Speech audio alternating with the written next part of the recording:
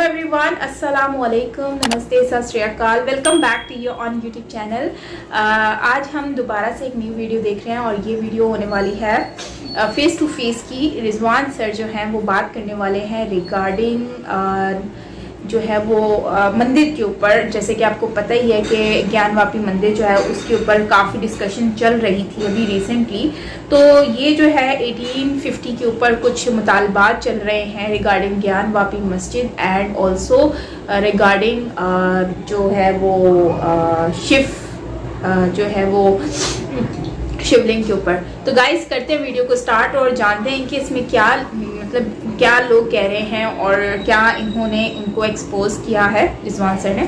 सो काफ़ी चीज़ें हम इसके बारे में जानने को मिलेंगी, तो वीडियो बहुत ज़्यादा इंटरेस्टिंग होने वाला है। तो करते हैं वीडियो को स्टार्ट। ओरिजिनल वीडियो का लिंक आपको नीचे डिस्क्रिप्शन में मिल जाएगा, सो आप वहाँ से देख सकते हैं। बाकी मेरे चैनल पर न्यू है तो सब्सक्राइब करना मत भूलिएगा। So let's start the video.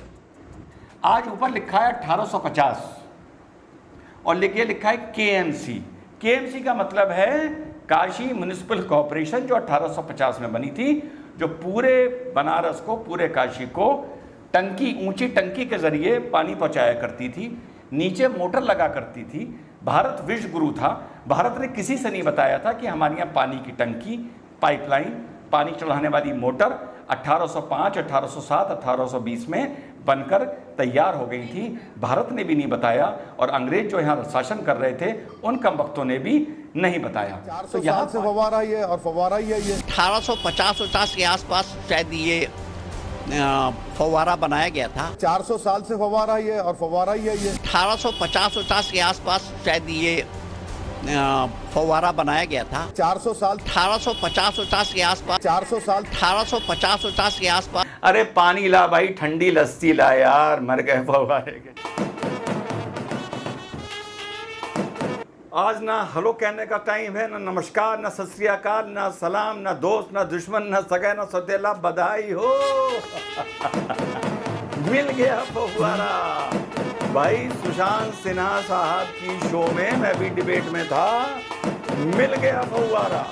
अरे भाई परसों मैंने सुनो अपने शो में क्या कहा था, पहले ये सुनो। 3 हफ्ते हो गए हैं, अभी तक कोई मस्जिद पक्ष का आदमी, मैं इसको मस्जिद पक्ष बोलूंगा, मुस्लिम पक्ष नहीं बोलूंगा जानबूझ के, तो जो मस्जिद पक्ष का आदमी है वो कोई आके ये नहीं बता रहा कि आओ मैं बताता हूं वो फव्वारा कैसे है। सुना और देखो मेरी बात को मस्जिद पक्ष ने कितनी गंभीरता से लिया, कितनी संजीदगी से लिया, कितना सीरियसली लिया कि फव्वारा मिल गया। उन्होंने बता दिया कि कहाँ फव्वारा है और फव्वारा कैसे चलता था। सुशांत सिन्हा भाई की show times now of Bharat पर 5 बजे मैं भी डिबेट में था, तो साहब मेरा तो मकसद पूरा हो गया। यही मेरी लड़ाई थी कि भैया फव्वारा कैसे चलता था ये बता दो, पत्थर से कैसे पानी निकलता था ये बता दो, और साहब पता चल गया। पहले आप लोग ये फव्वारा देख लीजिए जो सुशांत भाई की शो में देखने को मिला है। फुल स्क्रीन देखिए। ये गोलनुमा आकृति दिख रही है, इसमें बीच में एक पाइप जैसी चीज है। दावे के मुताबिक शिवलिंग जैसी आकृति में सफेद रंग का पत्थर है, उसमें ही इसे चक्री के सहारे फिट होने का दावा है। इस चक्री के चारों तरफ गोल करके पाइप दिखाई दे रहा है। दावा है कि वजूखाने में उस आकृति के चारों तरफ इसी से पानी जाता था और इस पाइप पर जगह जगह छेद बने हैं। दावा यह किया जा रहा है कि यह गोलाकार स्ट्रक्चर चक्री के सहारे उस शिवनुमा आकृति पर लगाया गया होगा। दावा यह भी है कि इसी गोलाकार स्ट्रक्चर से फव्वारे का पानी निकलता था। उसमें पाइप आज भी मौजूद है, इससे बड़ी दलील क्या हो सकती है। अब वो सीमेंटेड का बीच का है, उसकी दीवार भी सीमेंटेड है, बीच वाला भी सीमेंटेड है। 1850 के आसपास शायद ये फव्वारा बनाया गया था। सरकारी पाइपलाइन जुड़ी हुई थी, जब प्रेशर आता था तो वो चलता था। अब आओ व्हाइट बोर्ड पे आपको समझाता हूं कि यही मैं कह रहा था कि फव्वारा ही है यार वो। आओ मैं तुम्हें व्हाइट बोर्ड पे उस पे समझाता हूं कि किस तरह ये फव्वारा चलता था। आओ मजा आएगा। तो दोस्तों आइए समझते हैं कि 1850 में बतौर मौलाना साहब जो वहीं पर रहते थे, वहीं घूमते थे, वहीं नमाज पढ़ते थे, ये फव्वारा 1850 में चलता कैसे था। आइए समझते हैं। आज ऊपर लिखा है 1850 और लिखा है केएमसी। केएमसी का मतलब है काशी म्युनिसिपल कॉरपोरेशन, जो 1850 में बनी थी, जो पूरे बनारस को, पूरे काशी को टंकी, ऊंची टंकी के जरिए पानी पहुंचाया करती थी, नीचे मोटर लगा करती थी। भारत विश्व गुरु था। भारत ने किसी से नहीं बताया था कि हमारे यहाँ पानी की टंकी, पाइपलाइन, पानी चढ़ाने वाली मोटर 1805, 1807, 1820 में बनकर तैयार हो गई थी। भारत ने भी नहीं बताया और अंग्रेज जो यहाँ शासन कर रहे थे उन कम वक्तों ने भी नहीं बताया। तो यहाँ पानी चढ़ता था, यहाँ से पानी नीचे उतरता था और यहाँ आता था। ये हो गया हौजी और ये हो गई शिवलिंग नुमा आकृति। अब जो समझाया जा रहा है, जो मैंने आपको वीडियो में दिखाया, ये वीडियो इधर चल रहा है, आप देखते रहें इसको। ये पाइपलाइन चलती थी ऊपर और ये इसके स्टैंड हैं जो नीचे इसको सपोर्ट करते थे और ये पाइपलाइन एक बीच में जाती थी और यहाँ पर थी चक्री। इसमें तेज़ी से इस टंकी से काशी म्युनिसिपल कॉर्पोरेशन 1807 उससे पानी आता था, फर करके आता था और फिर इसमें तेज़ी से चलता था और ये चक्री घूमती थी और ये फव्वारा पानी फेंकता था। ये शिवलिंग नुमा आकृति सिर्फ इस चक्री को सपोर्ट करने के लिए सेकुलरिज्म के नाम पर, इंडो इस्लामिक कल्चर के नाम पर, इंडो अरबिक कल्चर के नाम पर भाई लोगों ने बनवाई थी इस फव्वारे को, इस चक्री को सपोर्ट करने के लिए, और इसका कोई रोल नहीं था। तो ये बात तय हो गई कि पानी इससे नहीं आता था, ये सिर्फ चक्री को सपोर्ट करने के लिए था। और जैसा कि आप लोगों ने सुना, ये भी बात तय हो गई कि ये नीचे का मटेरियल अलग है, ऊपर सीमेंट लगा हुआ था इस चक्री को संभालने के लिए, मजबूती से जकड़ के रखने के लिए। कहने का मतलब ये भाई लोगों ने जो ये पाइपलाइनिंग करवाई 1850 में, जिस तरह से ये फव्वारा चलता था, इसके साथ साथ उन्होंने ये भी बनवाया और ये अलग मटेरियल का बनवाया और बाद में सीमेंट अलग मटेरियल का लगाया, सिर्फ इस चक्री को रोकने के लिए। इसीलिए आज इस बोर्ड पर सत्यमेव जयते कहीं नहीं लिखा है, लेकिन हे प्रभु लिखा है। आइए वापस चलते हैं, आगे बात करेंगे। समझ गए ना भाई, ये कैसा हुआ रहा था। एक तो वो बात भी तय हो गई जो मैंने आपको सुनाया कि ऊपर सीमेंट लगा हुआ था। तो कुल मिला के ये जो फव्वारा था ये चल पाता था बनारस म्युनिसिपल कॉर्पोरेशन जो 1807 में बनी थी उनसे तेज रफ्तार से इन पाइपों में पानी आता था। बनारस डेवलपमेंट अथॉरिटी भी तभी बन गई थी। उनसे तेज रफ्तार से इन पाइपों में पानी घूमता था और ये फव्वारा फर करके नाचता था। और बस इस फव्वारे को बैलेंस करने के लिए नीचे उसके एक शिवलिंग नुमा आकृति बना दी थी। तो ये बात खत्म हो गई कि वो जो शिवलिंग नुमा आकृति थी वो फव्वारा था। अब फाइनली पता चल गया कि फर करके जो काशी म्युनिसिपल कॉर्पोरेशन अपनी ऊंची ऊंची जो टंकियां बनी थी 1807 में। अच्छा, आप लोग को नहीं पता, इंडिया में जो पानी का वाटर सिस्टम था सिटीज में देने में, वो दुनिया में सबसे विकसित था। 1807 में हम लोगों ने ऊंची ऊंची टंकियां बना ली थी जिसमें मोटर से पानी चढ़ा करता था और वहां से नीचे उतरता था। कैसे? फर करते हुए, और पाइप में घूमता था और ये फव्वारा चलता था और गिन करके ये नाचता था। और ये इतनी बड़ी आकृति, ये शिवलिंग नुमा आकृति सिर्फ उसको संभालने के लिए बनी थी और इसका कोई मकसद नहीं था। तो चलो ये पता चल गया, जो पहले हम तो यही सोचते थे कि शिवलिंग नुमा आकृति के अंदर से पानी आता था, तो वो बात क्लियर हो गई कि ये पाइप से पानी आता था। और भारत ने ये बात किसी को बताई नहीं। और ये बात भी साबित करती है कि हम विश्व गुरु हैं कि ये जो हम लोगों ने पाइपिंग सिस्टम था ये जो पानी की रनिंग के लिए जो पाइपिंग सिस्टम था, ये वाटर सिस्टम वाटर इजिप्ट का, ये सब बेकार है। हमने 1803 में डेवलप कर लिया था। तो ये पाइप 1820 के हैं और 1850 में म्युनिसिपल कॉर्पोरेशन ऊपर से पानी फेंक के इस फव्वारे को चलाया करती थी। अच्छा, ये भी पता चल गया ये फव्वारा है कितना पुराना, आपको नहीं पता चला? अच्छा सुनिए आपको ही पता चल जाएगा कितना पुराना है।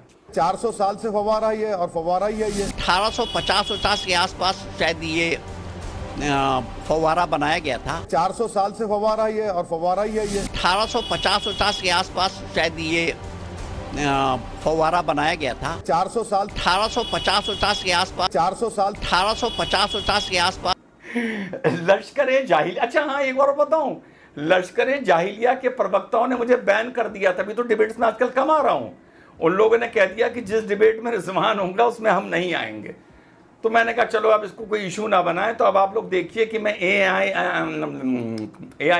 नहीं लश्कर जाहिलिया के जहां प्रवक्ता होते हैं वहां मैं नहीं होता।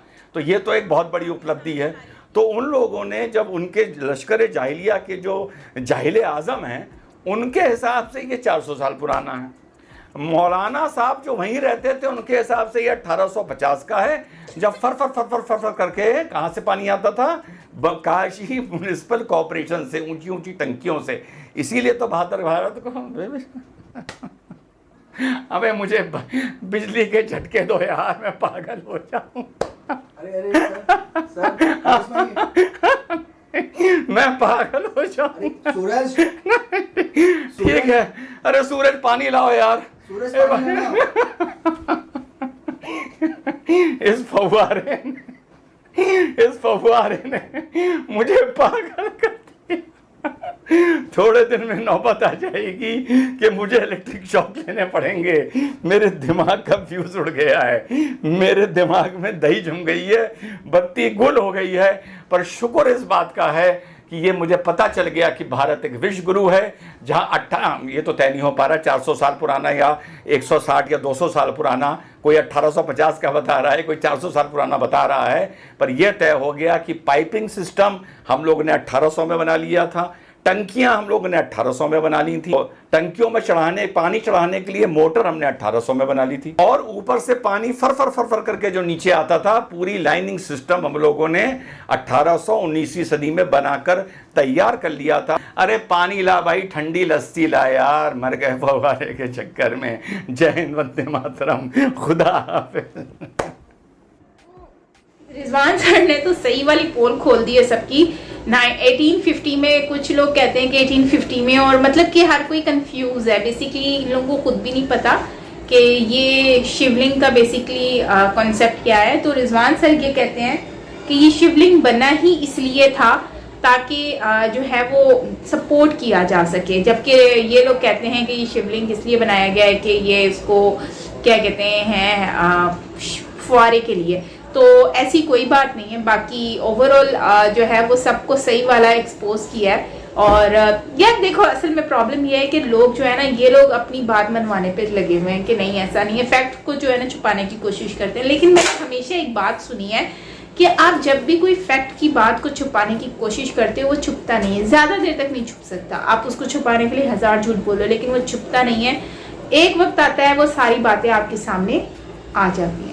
तो अच्छा वीडियो था, मज़ा आया, काफ़ी चीज़ें इसके बारे में हमें जानने को भी मिली हैं, और ओवरऑल बहुत कुछ है जो हमें समझने को मिला और अंडरस्टैंड करने को मिला। लेकिन यह है कि काफ़ी नॉलेज भी मिली है। बाकी ओवरऑल ये कह सकते हैं कि ये जो मौलाना है उन्होंने जो वो खुद कंफ्यूज हुए हैं कि एक्चुअली बना कब था, 1850 में बना था या फिर कब बना था, वो खुद कंफ्यूज है, उनको खुद नहीं पता। और कुछ लोग कहते हैं कि शिवलिंग सपोर्ट के लिए बनाया गया, जबकि कुछ लोग कहते हैं कि ये मतलब शावर के लिए बनाया गया। लेकिन रिजवान सर का कहना ये है कि ये शावर के लिए नहीं, सपोर्ट के लिए था बेसिकली।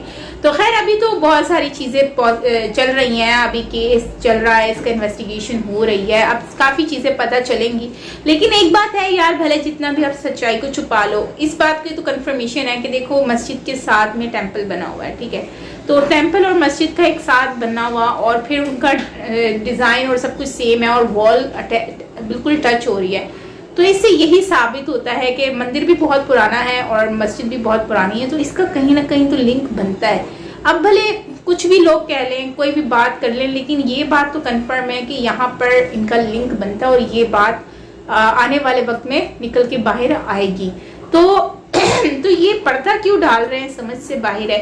अगर रियलिटी है तो बोले हाँ भाई रियलिटी, और मामला जो है वो कोर्ट के भी इजी हो जाएंगे, और जो भी ख़त्म होगा जैसे राम मंदिर को इन लोगों ने इतना अच्छा मौका दिया है, मतलब कि एक अच्छी जगह दी है, इतना ज़्यादा स्पेस दिया है, वहाँ पे इतना अच्छा उसका डिज़ाइन बनाया गया, अगर वैसे ही मस्जिद दोबारा से वो बनाने की गवर्नमेंट परमिशन भी दे रही है, देखो और क्या करें, तो फिर अच्छा है ना, ये मस्जिद कहीं और पे शिफ्ट हो जाएगी। लेकिन ये है कि जो राइट है वो तो राइट है, आप अपना हक तो छोड़ देनी हो, तो जाहिर सी बात है जो इंडियन पब्लिक जो है, वो हिंदू कम्युनिटी जो है, उन लोगों का अगर राइट है, ये तो राइट है, वो लोग कुछ भी करेंगे इस राइट को पूरा करने के लिए, ठीक है ना। तो अब देखना ये है कि क्या होता है। इतनी सारी पब्लिक जो है वो इसके ऊपर सभी फोकस करके बैठे हैं और सर्च भी कर रहे हैं, नॉलेज भी उनके पास है, तो जाहिर सी बात है झूठ तो चलेगा ही नहीं, वो तो कभी ना कभी सामने आना ही है। तो बेहतर ये है कि क्लियर कर लिया जाए और सारी बातों को क्लियर करके यहाँ पर एंड कर दिया जाए। तो गाइज आपका क्या कहना है कमेंट सेक्शन में बताएं। मिलते हैं नेक्स्ट वीडियो के साथ, अपना बहुत सारा ख्याल रखिएगा, और कोई सजेशन हो आपके पास तो आप मुझसे शेयर कर सकते हैं। लास्ट में बस यही कहूँगी कि यार ये जो रिजवान सर है ना, इन्होंने सही वाला फनी वे में बात की है, और लास्ट में जो बातें वो पानी वाला बोला वो बड़ा मज़े का था। तो खैर रिजवान सर भी ना आजकल मुझे आरजू काज़मी लग रही है, जो रोस्ट करने वाली। और रोस्ट से याद आया कि मैंने भी एक रोस्टिंग वाला वीडियो बनाया था, तो पेट्रोल की कीमत आपको पता है कि बढ़ गई है, 209 रुपीज़ पर लीटर हो चुका है। तो मैंने उस पर वीडियो बनाया था, तो काफ़ी लोगों ने उस पर मुझे कमेंट किया कि साइमा तुम तो आरजू काज़मी बन गई हो, आरजू काज़मी की तरह रोस्ट कर रही हो, उसकी कॉपी कर रही हो। तो एक्चुअली वो कॉपी नहीं कर रही थी यार, एक्चुअली वो ना मैं ऐसे खाना बनाने जा रही थी, तो मेरे माइंड में ये चीज़ें आई कि यार मैं भी इस पर बनाती हूँ, क्या पता जो है ना, मतलब कि एक मतलब खुशी समझ लो या दुख समझ लो, मैंने सोचा मैं आप लोगों से शेयर करती हूँ, तो वो वीडियो मैंने आप लोगों से शेयर किया। तो वो थोड़ा सा मजाकिया मूड में थी, तो मैंने कहा चलो इसी लिहाज से मैं आपसे शेयर कर दूँ, लेकिन क्या हुआ कि वो ऐसे ही हो गया। एनीवेज क्या कह सकते हैं, बाकी आरजू काज़मी की भी कॉपी की तो चलो कोई गलत नहीं, उनकी हम वीडियोस पे रिएक्शन देते हैं तो कॉपी भी कर लेंगे, तो कोई मसला नहीं। चलो आपका क्या कहना है कमेंट में बताओ। मिलते हैं नेक्स्ट वीडियो के साथ, till then take care, bye bye.